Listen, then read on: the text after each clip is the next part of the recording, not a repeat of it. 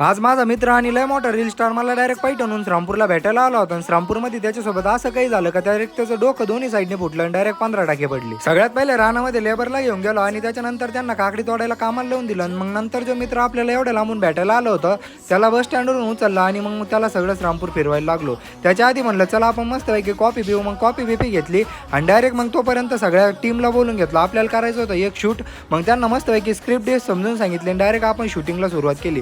तसं आपल्याला कोणतं व्यसन करणारे पोरं आवडत बी नाही, पण आता काय ऍक्टिंग करावं लागते म्हणून आपण मस्तपैकी ऍक्टिंग केली. आणि डायरेक्ट पोरं म्हणत होते तू थोडा बी टुकार वाटाना म्हणून रुमाल करामध्ये टाकला आणि मग डायरेक्ट एकदम प्रोफेशनल वाटत होतो. शूट तर करावं लागत होतं. शूट करता करता आपल्याला सगळं कॅमेरा अँगल आणि ॲक्टरला ॲक्टिंग पण समजून सांगावं लागते.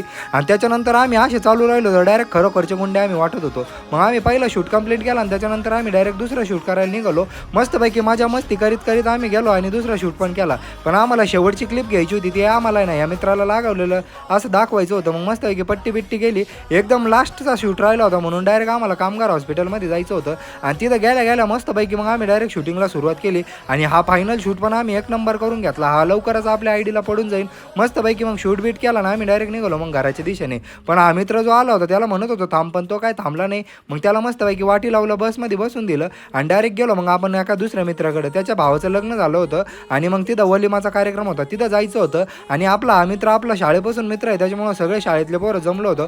मस्तपैकी माझ्या मस्ती केली. मग डायरेक्ट नवरदेव नवरीला भेटायला गेलो. त्यांना भेटलो, फोटो बिटो काढले त्यांच्यासोबत. आणि मग मस्तपैकी म्हणलं चला आता नगरचं 5000 वर्षापासून बंद पडलेलं बस स्टँड तिथं गेलो आणि मस्तपैकी कोल्ड्रिंक बिल्ड्रिंक प्यायला घेतले. आणि आपला हा मित्र डायरेक्ट राक्षसासारखा कोल्ड्रिंक पियत होता. मग मस्तपैकी सगळं मज्जा बिजा केली आणि डायरेक्ट निघालो आम्ही घराच्या दिशेने. बाकी तुम्हाला उन्हात आणायचे पाऊस पाण्याचे एवढे भारी भारी ब्लॉग बघायचे असेल तर पटकन दिवशी मुकुल चावलेल फॉलो करून टाका.